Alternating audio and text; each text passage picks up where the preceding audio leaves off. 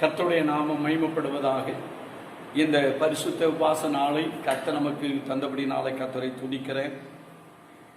வீடுகளிலே உட்கார்ந்து கர்த்தருடைய வசனத்தை தியானிக்கவும் ஜெபிக்கவும் கர்த்தர் நமக்கு வைத்த சூழ்நிலை எந்த நிலைமையிலே நாம் இருந்தாலும் மனரமியமாய் இருந்து கர்த்தரை துதிக்கவும் ஆராதிக்கவும் கர்த்தர் வைத்திருக்கிறதற்காக கர்த்தரை துதிக்கிறேன். கர்த்தருடைய ஆலயத்தில் ஆராதிக்க முடியாத ஒரு சூழ்நிலையில் நாம் இருந்து கொண்டு இருக்கிறோம். கர்த்தர் வரக்கூடிய நாட்களில் தேசத்தில் காணப்படுகிறதான எல்லா வைரஸ்களை கர்த்தர் மாற்றி தேவ ஆலயத்தில் கர்த்தரை ஆராதிக்க கர்த்தர் கிருபை செய்வாராக. உங்கள் யாவரையும் ஆண்டவராக இயேசு கிறிஸ்து நாமத்தினாலே வாழ்த்தி ஆசீர்வதிக்கிறேன். கர்த்தருடைய நாமத்தினாலே உங்களை ஆசீர்வதிக்கிறோம்.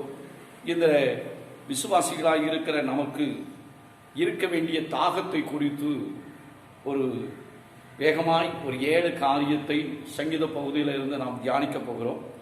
ஆகையாலே இந்த கடைசி நாட்களில் ஒவ்வொருவருக்கும் பலவிதமான தாகங்கள் உண்டு. இந்த உலகத்தில் பார்க்கும்போது அநேகருக்குள்ளே இருக்கிற தாகம் எப்படியாகிலும் ஒரு நல்ல வேலை பார்க்க வேண்டும், ஒரு நல்ல வீட்டை கட்ட வேண்டும், நல்ல வசதி வாய்ப்போடு இருக்க வேண்டும் என்று சொல்லி ராப்பகலாய் உழைத்து தாகமாய் இருக்கிற எத்தனையோ பேரை பார்க்கிறோம். ஆவிக்குரியவர்களாய் இருக்கிற நமக்கு ஒரு நல்ல தாகம் நமக்கு தேவையாக இருக்கிறது. ஆகையால் கர்த்தருடைய பிள்ளைகளாய் இருக்கிற நாம் தாகம் உள்ளவன் மேல் ஜீவ தண்ணீரை ஊற்றுவேன் என்று சொன்ன கர்த்தர் நமக்கு நம்முடைய தாகத்தை அறிந்து வரக்கூடிய நாட்களில் கர்த்தர் பெரிய காரியத்தை செய்வாராக. தாகம் உடையவர்களாய் இருக்க வேண்டும் என்று கர்த்தருடைய வேதம் எவ்வளவாய் சங்கீதக்காரனாகிய தாவீதுக்குள்ளே இருந்த அந்த தாகத்தை குறித்து நாம் தியானிக்க போகிறோம். 63வது சங்கீதம் முதல் 2 வசனத்தையும் வாசிப்போம். தேவனே, நீர் என்னுடைய தேவன், அதிகாலமே உம்மை தேடுகிறேன். வறண்டதும் விடாய்த்ததும் தண்ணீரற்றதுமான நிலத்தில் என் ஆத்துமா உம்மில் தாகமாய் இருக்கிறது, என் மாம்சமானது உம்மை வாஞ்சிக்கிறது. இப்படியே பரிசுத்த ஸ்தலத்தில் உம்மை பார்க்க ஆசையாய் இருந்து உமது வல்லமையும் உம்முடைய மகிமையும் கண்டேன் என்று சொல்கிறதை பார்க்க.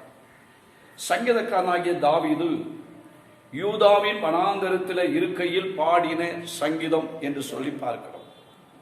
சங்கீதக்காரனாகிய தாவீது யூதா என்கிற வனாந்தரத்தில் அவன் இருக்கும்போது ஆண்டவரை பாடுகிற ஒரு பாட்டு என்று சொல்லி நாம் இதில் பார்க்கிறோம். ஆகையால் இந்த சங்கீதக்காரனாகிய தாவீது அவனுக்குள்ளிருந்த தாகத்தை குறித்து நாம் வேதத்தில் ஒரு 7 காரியத்தை நாம் பார்க்க போகிறோம். இந்த வசனத்தில் இருந்து அநேக காரியத்தை நாம் பார்க்க போகிறோம். இந்த தாவீதுக்குள்ளே இருந்த அந்த அனுபவம் இந்த கடைசி நாட்களிலே நமக்கு தேவை. அந்த தாகம் நமக்குள்ளே இருக்குமானால் நாங்கள் நம்முடைய குடும்பத்தை, நம்முடைய பிள்ளைகளை, நம்முடைய குடும்பத்தை சேர்ந்த எல்லாரையும் கர்த்தர் ஆசீர்வதிக்க முடியும். ஆகையால் அந்த 63வது சங்கீதம் தாவீது யூதாவிலே வனாந்தரத்தில் இருக்கையில் பாடின சங்கீதம் என்று சொல்லி பார்க்கிறோம். அவருக்குள்ள இருந்த தாகம் என்ன என்று சொல்லி முதலாவது காரியம் அவர் சொல்லுகிறார். வாசிப்போம். அந்த 63:1 வாசிப்போம். தேவனே, நீர் என்னுடைய தேவன், அதிகாலமே உம்மை தேடுகிறேன் என்று சொல்லுகிறதை நாம் பார்க்கிறோம். அதிகாலையிலே உம்மை தேடுகிறேன் என்று சொல்லுகிறதை பார்க்கிறோம்.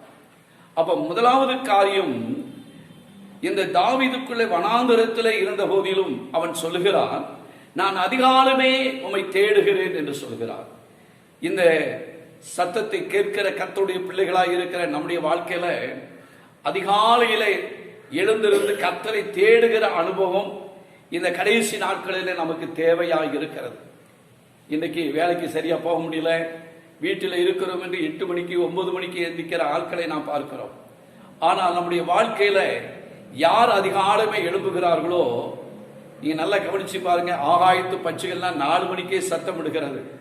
ஆனால் கர்த்தருடைய ஜனங்கள் இஷ்டம் போல இன்னைக்கு படுத்து தூங்குகிறதை நாம் பார்க்கிறோம். எனக்கு தெரிந்த ஒரு சகோதரர், நான் அடிக்கடி இந்த லீவ் இந்த நாட்களிலே நான் பார்க்கும்போது அதிகாலையில் எழுந்திருந்து குளித்து அவருடைய தெய்வத்தை நோக்கி 1 மணி நேரம் பிரார்த்திக்கிறதை நாம் பார்க்கிறோம். ஆனால் தேவனுடைய பிள்ளைகள் நினைச்ச நேரம் எந்திரிச்சு வேதத்தை வாசிக்கிறது, இல்லைன்னா விட்டுறது, அப்படி இருக்கிறதை பார்க்கிறோம். ஆனால் இங்கே நாம் பார்க்கும்போது அவர் சொல்லுகிறார், வனாந்திரத்தில் இருந்தாலும் தேவனே நீர் என்னுடைய தேவன், அதிகாலமே உம்மை தேடுகிறேன் என்று சொல்கிறார். நம்முடைய வாழ்க்கையில அதிகாலையிலே நமக்கு தெரியும், அதிகாலையிலே தேடுகிறவர்கள் என்னை கண்டடைவார்கள் என்று சொல்லி சங்கீதத்திலே நாம் வாசிக்கிறோம். காலையிலே என் சத்தத்தை கேட்டு அழுவீர், காலையிலே உமக்கு நேரே வந்து நான் ஆயத்தமாகி காத்திருப்பேன் என்று 5வது சங்கீதத்தில் சொல்கிறதை பார்க்கிறோம். ஆகையால இன்னும் சங்கீதத்தில் வாசிக்கும் போது அவர் காலை தோறும் நம்மளை விசாரிக்கிறார். நம்முடைய வாழ்க்கையில அதிகாலையிலே எழுந்திருக்க வேண்டும் என்கிற ஒரு தாகம், அதிகாலையிலே கர்த்தரை தேட வேண்டும் என்கிற தாகம் இந்த கடைசி நாட்களிலே நமக்கு தேவையாய் இருக்கிறது. உங்களுடைய வாழ்க்கை எப்படியாய் இருக்கிறது? அதிகாலையிலே எழும்புகிறோமா? அதிகாலையிலே கர்த்தரை தேடுகிறோமா? ஸ்தோத்திரம். ஒவ்வொரு நாளும் நான் அடிக்கடி ஸ்தோத்திரம் ஜெபிக்கும் போதெல்லாம் சொல்லுவேன், ஆண்டவரே ஒவ்வொரு நாளும் ஜீவனோடு எழுந்திருக்க உதவி செய்தீர்கள். அது மாத்திரம் ஒவ்வொரு அவயங்களும் நல்ல முறையில் செயல்படி, உள் விருப்புகள் வெளி விருப்புகள் இன்னைக்கு நல்ல முறையில் செயல்படும்படியாய் கர்த்தர் வைத்திருக்கிறார். நம்மை சுகத்தோடு பலத்தோடு கர்த்தர் வைத்திருக்கிறார். அதற்கு நாம் நன்றி செலுத்துவதற்கு அதிகாலையிலே நாம் எழுந்திருந்து கர்த்தரை தேடுகிற ஒரு பழக்கம் நமக்கு வர வேண்டும். அவர் சொல்கிறார், தேவனே நீர் என்னுடைய தேவன், அதிகாலமே உம்மை தேடுகிறேன் என்று சொல்கிறார். நிறைய காரியம் அதிகாலையிலே ஸ்தோத்திரம் தேடின அநேகர் ஆண்டவரை கண்டடைந்ததை பார்க்கிறோம். மகதேனா மரியாள் அதிகாலையிலே அன்னைக்கு கல்லறையில போய் தேடினால கர்த்தரை கண்டடித்தான். அதே போல ஒவ்வொருடைய வாழ்க்கையில ஸ்தோத்திரம் அதிகாலையில இயேசு கிறிஸ்து அதிகாலையில எழுந்திருந்தாரை பார்க்கிறோம். ஆபிரகாம் அதிகாலையிலே பலி செலுத்துவதற்கு ஈசாக்கை அழைத்து கொண்டு அதிகாலையிலே புறப்பட்டார் என்று சொல்லி பார்க்கிறோம். நம்முடைய வாழ்க்கையிலே அதிகாலையில எழும்புகிற பழக்கம் நமக்கு உண்டா? அதிகாலையில எழும்பி தேவனை தேடுகிற ஒரு பழக்கம் நமக்கு தாகம் நமக்குள்ளே உண்டாக வேண்டும். முதலாவது தாகம் அதிகாலையில தேவனை தேடுகிற தாகம். இரண்டாவது அதே வசனத்தை வாசிப்போம். 63:1. தேவனே நீர் என்னுடைய தேவன், அதிகாலமே உம்மை தேடுகிறேன், வறண்டதும் விடாய்த்ததும் தண்ணீர் அற்றதுமான நிலத்திலே என் ஆத்துமா உண்மையிலே தாகமாகி. இரண்டாவது தாகம் வறண்டதும், அடுத்து என்ன போடுது? விடாய்த்ததும் தண்ணீரும் அற்றமான நிலத்திலே என் ஆத்துமா உண்மையில என்ன செய்கிறது? தாகமாய் இருக்கிறது என்று சொல்லி பார்க்கிறோம்.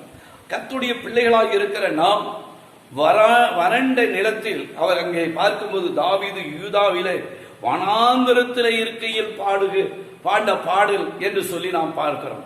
அப்ப நம்முடைய வாழ்க்கையில வனாந்தரம் போல காட்சி அளிக்கலாம். நல்ல வருமானம் இல்லாமல் இருக்கலாம், தொழில ஒண்ணு இது இல்லாமல் இருக்கலாம், குடும்பத்திலே பலவிதமான நெருக்கம் இருக்கலாம். அதுக்கு மத்தியிலும் கூட ஆண்டவர் மேல தாகம் இருக்க வேண்டும். சிலருக்கு நல்ல பணம் வந்தா, வசதி வாய்ப்பு வந்தா ஆண்டவரை தேடுவாங்க. சிலர் அதை எல்லா வசதி வாய்ப்பு ஆண்டவர் கொடுத்தா ஆண்டவரை தேடுகிறதையும் விட்டு விடுகிறதையும் பார்க்கிறோம். ஆனா வனாந்தரமான சூழ்நிலைகள் நம்முடைய வாழ்க்கையில வந்தாலும் ஆண்டவர் மேல நமக்கு தாகம் தேவை. ஆகையால் அவர் சொல்கிறார், வறண்டதும் விடாய்த்ததும் தண்ணீருமற்றதுமான நிலத்தில என் ஆத்துமாவும் மேலே தாகமாய் இருக்கிறது என்று சொல்கிறார். ஆகையால் தான் கர்த்தருடைய பிள்ளைகளாய் இருக்கிற நமக்கு என்ன இருந்தாலும் இல்லாவிட்டாலும் ஸ்தோத்திரம், நாம் எந்த சூழ்நிலையில இருந்தாலும் ஆண்டவரை தேடுகிற ஒரு அனுபவம் நமக்கு உண்டாக வேண்டும்.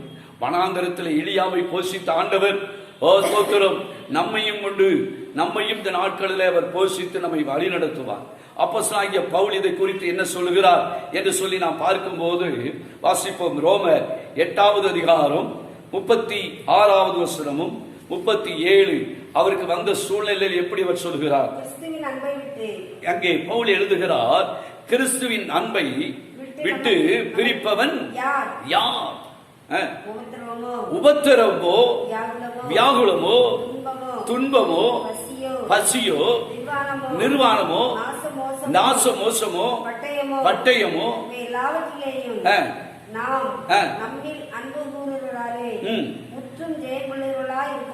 இருக்கிறோமே, மரணமானாலும் ஜீவனானாலும் அதிகாரங்களானாலும் வல்லமைகளானாலும் நிகழ்காரியங்களானாலும் வருங்காரியங்களானாலும் உயர்வானாலும் தாழ்வானாலும் எந்த சிருஷ்டியானாலும் நம்முடைய கர்த்தராகிய கிறிஸ்து இயேசுவில் உள்ள தேவனுடைய அன்பை விட்டு பிரிப்பவன் நம்மை பிரிக்க நம்மை பிரிக்க மாட்டாது என்று நிச்சயித்திருக்கிறேன். நிச்சயித்திருக்கிறேன் என்று சொல்கிறார்.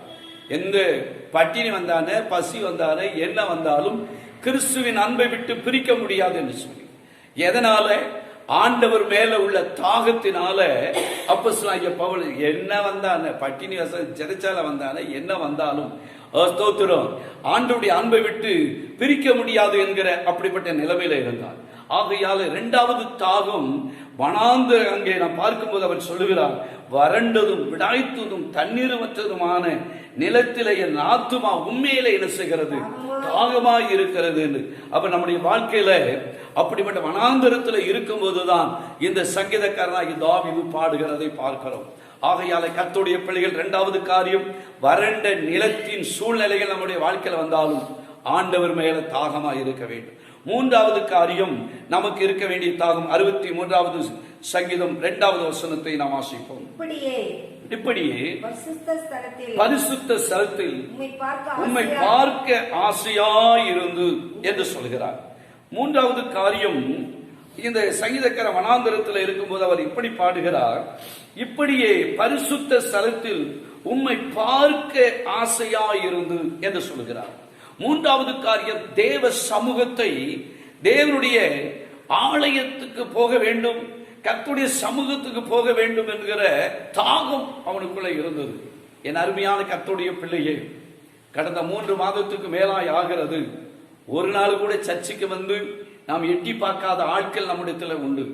வந்து ஜெபித்து விட்டு போகணுங்கிற எண்ணம் கூட இல்லாமல் இருக்கிறதை பார்க்கிறோம். மிகுந்த வேதனைப்படக்கூடிய சூழ்நிலை. ஆனாலும் ஒவ்வொரு நாளும் கர்த்தருடைய பிள்ளைகள் தனித்தனியாய் வந்து ஜெபிக்கிறதை நாம் பார்க்கிறோம். ஆனாலும் இங்கே தாவீதுக்குள்ள வனாந்தரத்தில் அவர் இருக்கும்போது சொல்கிறார், இப்படியே பரிசுத்த ஸ்தலத்தில் உம்மை பார்க்க ஆசையா இருந்து, பரிசுத்த ஸ்தலத்துல ஆண்டவருடைய சமூகத்தில் ஆலயத்தில் வந்து ஸ்தோத்திரம், வந்து ஆண்டவரை பார்க்கணும், ஆண்டவரை தரிசிக்கணும் அப்படிங்கிற எண்ணம் இன்றைக்கு நமக்கு உண்டா? ஸ்தோத்திரம். சர்ச்சை அடைச்சாச்சு, நிம்மதியா பேசாம வீட்டில் இருக்கலாம், இல்லைன்னா சர்ச்சுக்கு ஏன் பாசு வரலன்னு கேட்கிற மக்களை நாம் பார்க்க முடிகிறது. ஓ, உண்மையாய் ஆண்டவர் மேல தாகம் இருக்குமானா, ஐயோ ஆலயங்கள்லாம் அடைக்கப்பட்டு இருக்கிறதே, என்னைக்கு கர்த்தருடைய ஆலயத்துக்கு போக வேண்டுமே என்கிற அப்படிப்பட்ட தாகம் உண்டாகும். நீங்க எப்படி இருக்கிறீங்க? கொஞ்சம் யோசனை பண்ணி பாருங்க. ஸ்தோத்திரம். 6 மாசம் அடைச்சாலும் சரி, நம்ம சர்ச்சைக்கு பக்கமே அடைச்சா கூட போகணுங்கிற எண்ணம் கூட நமக்கு வராது. உங்களுக்கு அப்படிப்பட்ட சூழ்நிலை நாம் இருந்து கொண்டு இருக்கிறோம். ஓ ஸ்தோத்திரம். மற்ற எல்லா காரியத்துக்கும் வேலைக்கு கரெக்டா போறோம், நம்முடைய குடும்ப காரியத்துக்கு போகிறோம், ஆஸ்பத்திரியை தேடி போகிறோம், மற்ற எல்லா காரியத்தையும் தாகத்தோடு வாஞ்சியோடு கூட போகிறோம். ஆனா கர்த்தருடைய ஆலயத்துக்கு வந்தா கொரோனா வந்துடும், கர்த்தருடைய ஆலயத்துக்கு வந்தா போலீஸ் பிடிச்சிருவாங்க. இப்படிப்பட்ட பலவிதமான பயத்தின் ஆவி இன்றைக்கு ஸ்தோத்திரம் இன்னைக்கு வருகிறதை பார்க்கிறோம். அரசாங்கத்துக்கு நாம் கட்டுப்பட்டு இருக்கிறோம் என்று, மற்றதுக்கெல்லாம் கட்டுப்பட மாட்டாங்க. என் அருமையான கர்த்தருடைய பிள்ளையே, ஸ்தோத்திரம், மிகுந்த ஜாக்கிரதையோடு கூட இங்கே கர்த்தருடைய ஆலயத்தை பார்க்கிறோம், கர்த்தருடைய ஸ்தலத்திற்கு உம்மை பார்க்க ஆசையாக இருக்கிறேன் என்று சொல்கிறார். நம்முடைய வாழ்க்கையில கர்த்தருடைய ஆலயத்தை பார்க்கணும்னு ஆசை இருக்கிறதா? எத்தனை கர்த்தருடைய பிள்ளைகள் ஐயோ சர்ச்சுக்கு வர முடியலையே, கர்த்தரை ஆராதிக்க முடியலையே என்று சொல்லி மிகுந்த வேதனைப்பட்டு கண்ணீர் விட்டு ஜெபிக்கிற கர்த்தருடைய பிள்ளைகளை பார்க்க முடிகிறது. ஆகையால கர்த்தருடைய பிள்ளைகளாக இருக்கிற நாம் இந்த சங்கீதக்காரனான தாவீது வனாந்தரத்தில் இருக்கிறார். யூதாவின் வனாந்தரத்தில் இருக்கையில் பாடின சங்கீதம் என்று சொல்லி பார்க்கிறோம். அந்த வனாந்தரத்தில் அவர் இருந்தாலும் அவர் சொல்லுகிறார், பரிசுத்த ஸ்தலத்தில உம்மை பார்க்க ஆசை, அதாவது உம்முடைய சமூகத்தை தரிசிக்கணும். இங்கே சங்கீதம் 84 முதல் 3 வசனத்தையும் நாம் வாசிப்போம். அந்த தாவீதுக்குள்ள இருந்த அந்த பாரத்தை பாருங்க. 84 முதல் 3 வசனம். அவர் சொல்லுகிற சேனைகளின் கர்த்தாவே, அவளுக்கு ஆண்டவர் ஆலயத்தை குறித்ததான காரியத்தை பாருங்க.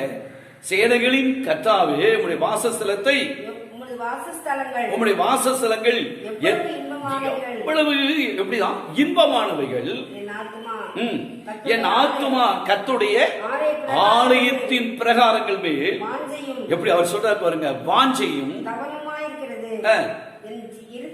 என் இருதயமும் என் மாம்சமும் தேவனை நோக்கி கெம்பீர சத்தமிடுகிறது. என் ராஜாவும் உம்முடைய பீடங்கள் அண்டையில் அடைக்கலான் குருவிக்கு வீடும் தகைகளான் குருவிக்கு தன் குஞ்சுகளை வைக்க கூடும் கிடைத்தது. உம்முடைய வீட்டில் வாசமாய் இருக்கிறவர்கள் பாக்கியவான்கள். அவர்கள் எப்பொழுதும் அவர்களை என்ன செய்யும்? அவர்கள் துதித்துக் கொண்டு இருப்பார்கள். வீட்டில் தேவனுடைய வீட்டில் இருக்கிற வாசமாய் இருக்கிறவர்கள் பாக்கியவான்கள். அவர்கள் தேவனை துதித்துக் கொண்டு இருப்பார்கள். ஆகையால 1000 நாளை பார்க்கலும் ஆண்டவருடைய பிரகாரத்துல போகிற ஒரு நாள் எவ்வளவு மேன்மையானது என்று சொல்கிறார். ஆகையால கர்த்தருடைய பிள்ளைகளாய் இருக்கிற நமக்கு இருக்க வேண்டிய 3வது தாகம் தேவ சமூகத்தை தேடணும், கர்த்தருடைய ஆலயத்துக்கு வரணும் என்கிற அப்படிப்பட்ட தாகம் நமக்கு வேண்டும். ஓ ஸ்தோத்திரம். 4வது காரியம் நமக்கு இருக்க வேண்டிய தாகம் என்ன? அந்த 63வது சங்கீதம் 2வது வசனத்திற்கு வருவோம். மறுபடியும் அதே வசனத்தை வாசிப்போம். இப்படியே பரிசுத்த ஸ்தலத்திலே பார்க்க ஆசையாய் இருந்து உம்முடைய வல்லமையும் மகிமையும் கண்டேன் என்று சொல்கிறார். 3வது அவருக்கு தாகம் என்ன தெரியுமா? அங்கே அவர் சொல்லுகிற உம்முடைய வல்லமையும் உம்முடைய மகிமையும் கண்டேன். எங்கே? பரிசுத்த ஸ்தலத்தில் வாஞ்சிக்கும் போது அங்கே உங்க மகிமையை கண்டேன் என்று சொல்கிறார். அப்ப தேவ ஆலயத்துக்கு நான் வந்து தேவனுடைய வல்லமையை தேவனுடைய மகிமையை காணணுங்கிற ஒரு தாகம் நமக்கு உண்டாக வேண்டும்.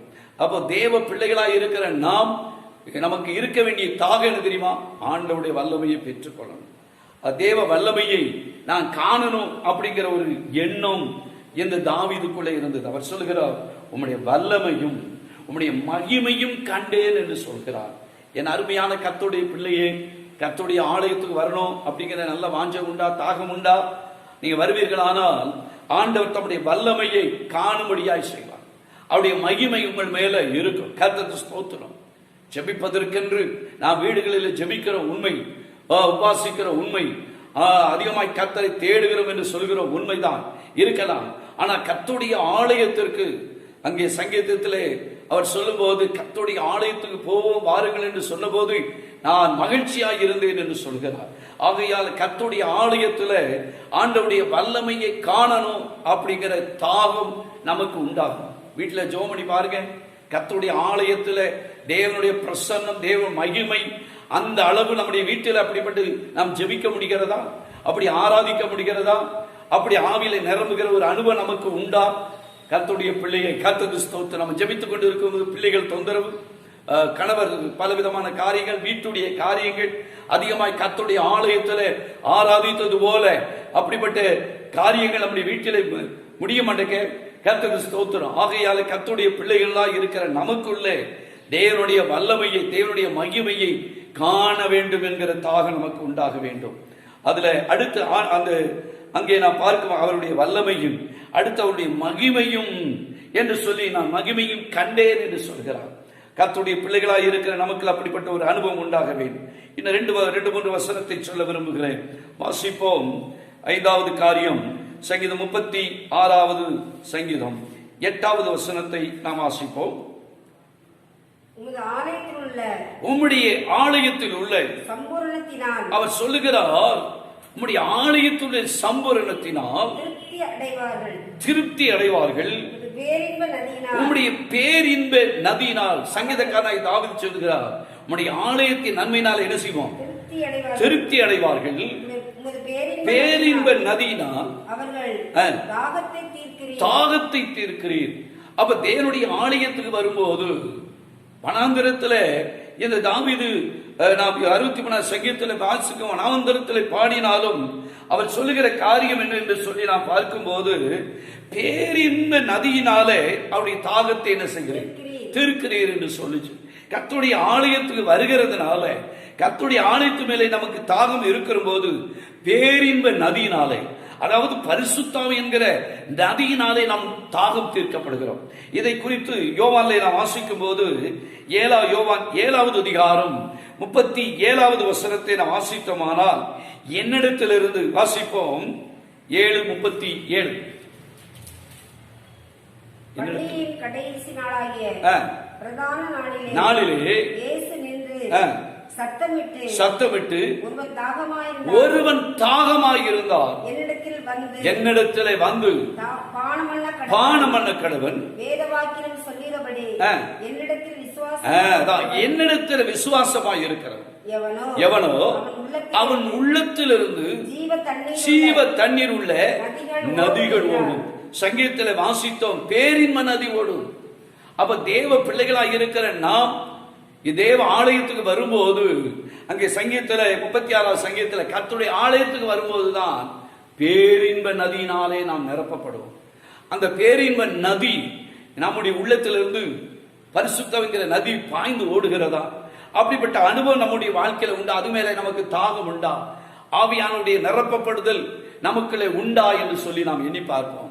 நான் அடிக்கடி சொல்லுகிறது உண்டு, வண்டி இருந்தாலும் கார் தான், டீசல் பெட்ரோல் வண்டி போட்டா தான் அது ஓடும். அது அப்பப்போ பெட்ரோல் குறைஞ்சிருக்கா என்னன்னு பார்க்கணும். அப்படி இல்லைன்னா எந்த இடத்துல எங்கே நிற்குன்னு தெரியாது. இதே போல பரிசுத்தாவின் அபிஷேகம் நாம் பெற்று இருக்கிற நாம் இந்த ஆவியானவருடைய நிறைவு நமக்குள்ள இருக்கிறதா என்று அடிக்கடி நம்மை பரிசோதித்து பார்க்க வேண்டும். இல்லைன்னா நம்ம வண்டி எங்க நிக்கினே தெரியாது. ஆகையால் கர்த்தருடைய பிள்ளைகளாய் இருக்கிற நாம் 5வது காரியம், பேரின்ப நதியினாலே நாம் தாகம் தீர்க்கப்பட வேண்டும். ஒரே ஒரு காரியத்தை சொல்லி முடிக்கிறேன். சங்கீதம் 119வது சங்கீதம் 97வது வசனத்தை நாம் வாசிப்போம். 119:97. உம்முடைய வேதத்தில் எவ்வளவு நான் என்ன செய்கிறேன்? பிரியமாய் இருக்கிறேன். நாள் முழுவதும் அது நாள் முழுவதும் அது என் தியானம் என்று சொல்கிறார். அப்ப அடுத்து தாகம் எது மேல இருக்குன்னா, கர்த்தருடைய வேத வசனத்தின் மேல நமக்கு தாகம் இருக்கணும். கடமைக்காக வேதத்தை வாசிக்க கூடாது, பேருக்காக நாம் வாசிக்கிறவர்களா இருக்கக்கூடாது. அப்போ தேவனுடைய வசனம் எப்படிப்பட்டதா? அது என்ன செய்யணுமா? வேதத்திலே நான் எவ்வளவு பிரியமா இருக்கிறேன். டிவியில எவ்வளவு பிரியமா இருக்கிறோம், செல்லுல எவ்வளவு நேரம் பிரியமா இருக்கிறோம். கர்த்தருடைய வேதத்திலே நமக்கு என்ன இருக்கணும்? பிரியம் வைக்கணும். அப்ப வேதத்தின் மேல நமக்கு தாகம் நமக்கு தேவை. கர்த்தருடைய பிள்ளைகளாக இருக்கிற நாம் வேத வசனம் தாங்க நம்முடைய ஆவிக்குரிய வாழ்க்கையில அது நமக்கு நம்மை உயர்த்தி வைத்து அழகுமா இருக்கு. இன்றைக்கு நாம் ஆண்டவர்களை நிக்கணும்னா கர்த்தருடைய வேத வசனத்தினால தான் நாம் நிக்க முடியும். கர்த்தருடைய வசனம் ஒரு மனிதனுக்குள்ளே ஒரு மனுஷனுக்குள்ளே இல்லை என்று சொன்னால் கர்த்தருக்குள்ளே நிக்க முடியாது. அதே 119வது சங்கீதத்தில் 147வது வசனத்தை வாசிப்போம். 147, 148 வாசிப்போம். அங்கு தாவீது சொல்லுகிறார், அதிகாலையிலே நான் எழுந்து நான் சத்தமிட்டு அவர் சொல்றார் பாருங்க, உங்களுடைய வசனத்துக்காக நான் என்ன செய்கிறேன்? காத்து இருக்கிறேன். உங்களுடைய வசனத்தை தியானிக்கும்படி குறித்த ஜாமத்திற்கு முன்னே என் கண்கள் என்ன செய்யும்? விழித்துக்கொள்ளும். ஒரு அருமையான ஒரு பரிசுத்தவனை குறித்து நான் கேள்விப்பட்டேன். ராம் முழுவதும் தலைமாட்டிலே தன்னுடைய வேத புஸ்தகத்தை வைத்திருப்பாராம். முழிப்பு தட்டுற நேரமெல்லாம் ஸ்தோத்திர ஆண்டவர் நம்மளை முழிப்பி தட்ட வைக்கிறார் என்று சொல்லி எழுந்திருந்து உட்கார்ந்து வேதத்தை ராத்திரி பகலாய் அவர் வாசிக்க ஆரம்பிப்பாராம். மெதுவா நிறுத்தி அழகாய் ஸ்தோத்திரம் அதை வாசிக்கும் போது அதனுடைய விளக்கங்களை ஆவியானவர் அவருக்கு கற்றுக் கொடுத்தாராம். என் அருமையான கர்த்தருடைய பிள்ளையே, ஸ்தோத்திரம், கர்த்தருடைய வேத வசனத்தின் மேல ஸ்தோத்திரம் நமக்கு தாகம் உண்டா? அது 148வது வசனத்தை வாசிப்போம். 119 உம்முடைய வசனத்தை தியானிக்கும்படி குறித்த ஜாமத்திற்கு முன்னே என் கண்கள் என்ன செய்யும்? விழித்துக் கொள்ளும். கர்த்தருடைய வசனத்துக்காக நாம் காத்திருக்கணும். கர்த்தருடைய வசனத்தை நாம் தியானிக்கிறவர்களா இருக்க வேண்டும். கர்த்தருடைய வசனம் தான் நம்மை உயிர்ப்பிக்கும். என் அருமையான கர்த்தருடைய பிள்ளையே, கர்த்தருடைய வசனம் கேட்கக்கூடாத காலத்தில் வந்திருக்கிறோம். ஆமோஸ்ல நமக்கு தெரிந்த வசனம் தானே. 8வது அதிகாரம் 11வது வசனமும் 12வது வசனத்தையும் வாசித்து நாம் முடிக்க போகிறோம். கர்த்தருடைய வசனம் கேட்கக்கூடாத ஒரு கிடைக்காத காலத்தில் நாம் இருந்து கொண்டு இருக்கிறோம். ஆகையால கர்த்தருடைய வசனத்து மேல நமக்கு ஒரு தாகம் உண்டாகட்டும். 8:11 வாசிப்போம். இதோ நான் தேசத்தின் மேல் பஞ்சத்தை அனுப்பும் நாட்கள் வரும். ஆகார குறைவினால் உண்டாகிற பஞ்சம் அல்ல, உண்டாகிற தாகம் அல்ல. கர்த்தருடைய வசனம் கேட்க கிடையாது. பஞ்சத்தை அனுப்புவேன் என்று சொல்லுகிறார். அப்பொழுது அவர்கள் கர்த்தருடைய வசனத்தை தேட ஒரு சமுத்திரம் தொடங்கி மறு சமுத்திரம் வரைக்கும் வடதிசை தொடங்கி கீழ் திசை மட்டும் அனைத்தும் திரிந்தும் அதை கண்டடையாமல் போவார்கள். வேத வசனம் கேட்க கூடாத கிடைக்காத ஒரு காலம் வருகிறது. கர்த்தருடைய பிள்ளையே, இன்னைக்கு கர்த்தருடைய வசனத்தின் மேலே நமக்கு தாகம் இருக்குமானால், எனக்கு தெரியும் ஒரு சகோதரி, அவர்கள் பிராமண குலத்திலிருந்து ரட்சிக்கப்பட்டார்கள். வீட்டில் எதிர்ப்பு, ஸ்தோத்திரம், அவர்கள் வாசிக்க பாத்ரூம்ல வைத்து ஒரு புதிய ஏற்பாடை அவர்கள் வாசித்தார்கள். அதை அவர் சகோதரனுக்கு தெரிந்த அதையும் கிழித்து தீயிட்டு கொளுத்தினார். கடைசியாக அந்த பாத்ரூமுக்குள்ள இருந்து வாசித்து வாசித்து அந்த சகோதரி வசனங்களை எல்லாவற்றையும் மனப்பாடம் செய்தார்கள். திருமண நாட்கள் வந்தது. வீட்டில் பயங்கர எதிர்ப்பு. கிறிஸ்தவ கணவர் தான் எனக்கு வேண்டும், மற்ற வேண்டாம் என்ற வைராக்கியமாயிரு. ஆனால் ஒரு ஸ்தோத்திரம், அவனுடைய சகோதரர் ஸ்தோத்திரம் அடித்தார். எதற்காக என்று சொன்னால், பாத்ரூம்ல போய் பைபிளை எல்லாத்தையும் கிழிச்சு தீயிட்டுட்டாங்க. பாத்ரூமுக்குள்ள உட்கார்ந்து அந்த படித்த வசனங்களை சொல்லி சொல்லி ஜெபித்தார்கள். இதை கேட்டு அவருடைய சகோதரர் அடித்தார். ஆனாலும் சகோதரனிடத்தில் சொன்னார், நீ பைபிளை கிழிச்சு தீயிட்டு கொளுத்தினாய், ஆனா என் இருதயத்துக்குள்ள கர்த்தருடைய வசனம் நிரம்பி இருக்கிறது. இந்த வசனத்தை ஒன்னால ஒன்னும் செய்ய முடியாது. இன்றைக்கு அந்த சகோதரி நல்ல ரட்சிக்கப்பட்ட கணவரை கர்த்தர் அதே சமுதாயத்திலிருந்து கொடுத்து இன்றைக்கு ஆண்டவருடைய நாமம் மகிமைக்கென்று ஒரு நல்ல வேலையோடு ஆண்டவருக்கென்று ஊழியம் செய்து கொண்டு இருக்கிறார்கள். என் அருமையான கர்த்தருடைய பிள்ளையே, கர்த்தருடைய வசனம் வெறுமையாய் போய் வெறுமையாய் திரும்பார். ஆகையால கர்த்தருடைய வசனத்தை நாம் கனம் பண்ணுவோமானால் நம்மையும் நம்முடைய குடும்பத்தையும் கர்த்தர் கனம் பண்ணுவார். 6 காரியத்தை உங்கள் மத்தியில நான் சொல்லியிருக்கிறேன். கர்த்தருடைய பிள்ளைகளாய் இருக்கிற நாம், நமக்கு இருக்க வேண்டிய தாகம், அதிகாலையில கர்த்தரை தேட வேண்டுகிற தாகம். 2வது, வறண்ட விடாய்த்ததுமான நேரத்தில் ஆண்டவரை தேட வேண்டிய தாகம் நமக்கு வேண்டும். 3வது, தேவ சமூகத்தை, தேவனுடைய ஆலயத்தின் மேல தாகம் இருக்க வேண்டும் என்று சொல்லிப்பார். 4வது காரியம், ஆண்டவருடைய வல்லமை மேல, ஆண்டவருடைய மகிமை மேல நமக்கு தாகம் இருக்க வேண்டும் என்று சொல்லி ஸ்தோத்திரம். 5வது காரியம், பேரின்ப நதியினாலே பரிசுத்தாவின் அபிஷேகத்தினால் பெறணுங்கிற ஒரு தாகம் நமக்குள்ள உண்டாகட்டும். 6வது காரியம், கர்த்தருடைய வசனத்தின் மேல நமக்கு தாகம் உண்டாவதாக. அப்படிப்பட்ட காரியத்தை கடைசி நாட்களில், இந்த நாட்களில் கர்த்தர் தருவாராக. நமக்கு தாகமுடையவர்களாய் இருக்கிறோமா? ஸ்தோத்திரம். இல்லை என்றால் இன்றைக்கு நம்மை ஆண்டவருக்கு ஒப்பு கொடுப்போம். நல்ல கர்த்தருடைய ஆலயத்துக்கு போகணும், கர்த்தர் தேடணும், கர்த்தருடைய வேதத்தை வாசிக்கணும். அப்படிப்பட்ட பணக்காரன் ஆகணும், அப்படிப்பட்ட காரியம் அல்ல. இந்த உலகத்துல காணப்படுகிற எல்லாம் ஒரு நாள் மறைஞ்சு போயிடும், எல்லாம் அழிஞ்சு போயிடும். நம்ம ஒன்று கொண்டு வந்ததில்லை, ஒன்று கொண்டு போவதில்லை. ஆகையால கர்த்தர் மேல் அப்படிப்பட்ட ஒரு நல்ல தாகத்தை இந்த கடைசி நாட்களில் கர்த்தர் நமக்கு தருவாராக. கர்த்தர் பெரிய காரியத்தை செய்வார். கண்களை மூடி நாம் ஜெபிப்போம். பரிசுத்தமும் இரக்கமும் அன்பு நிறைந்த எங்கள் பரலோக பிதாவே, ஆண்டவரை தாகம் உள்ளவன் மேல ஜீவ தண்ணீரை ஊற்றுவேன் என்று சொன்னது படி ஆண்டவரை நம்மை துதிக்கிறோம். ஒவ்வொருவரும் ஆண்டவரை தாகம் உள்ளவர்களாய் மாற, விசுவாசத்தில் காணப்பட வேண்டிய ஆண்டவரை 6 விதமான தாகத்தை குறித்து ஆண்டவரே நம்மை துதிக்கிறோம். நாளிலே தியானிக்க கர்த்தர் உதவி செய்ததுக்காக ஸ்தோத்திரம். ஆண்டவரை இதை கேட்கிற ஒவ்வொருக்குள்ள ஆண்டவரை நல்ல ஒரு தாகத்தை, ஆண்டவர் மேல உள்ள தாகத்தை ஆண்டவரே துதிக்கிறோம் ஐயா. ஆண்டவரே வசனத்தின் மேல உள்ள தாகத்தை ஒவ்வொருக்களை கர்த்தர் தருமடியா ஜெபிக்கிறோம். எல்லா பயத்தின் ஆவிகள், சோர்வின் ஆவிகள், ஆண்டவரை பெருமையின் ஆவிகள், ஆண்டவரை தேவனுக்கு பிரியமில்லாத எந்த காரியங்கள் ஒருவருக்குள்ளே காணப்படாதபடிக்கு உண்மையில தாகம் உள்ளவர்களாய் மாற கர்த்தர் உதவி செய்யும்படியா எங்களை ஜெபிக்கிறோம். ஆண்டவரை கர்த்தாவே உமக்கு ஸ்தோத்திரிக்கிறோம். ஆண்டவரை ஒவ்வொருவரையும் நீ விசாரிக்கிற தேவன், காலை தூரம் நீ விசாரிக்கிற தேவன். ஒவ்வொரு குடும்பத்தை நீ விசாரித்து நடத்துவீரான். ஒவ்வொருவருக்கு இன்னது தேவை என்று பரமபிதா அறிந்திருக்கிறபடிதான் ஒவ்வொரு குடும்பத்துடைய தேவைகள் எல்லாவற்றையும் சந்தித்து நடத்துவீராக. வனாந்திரத்திலே தாவீதை நடத்தின ஆண்டவர், ஆட்டுக்கு பின்னாலே கிடந்த தாவீதை அரசனாய் மாற்றின ஆண்டவர் ஒவ்வொருடைய வாழ்க்கையை கர்த்தர் அப்படி மாற்றும்.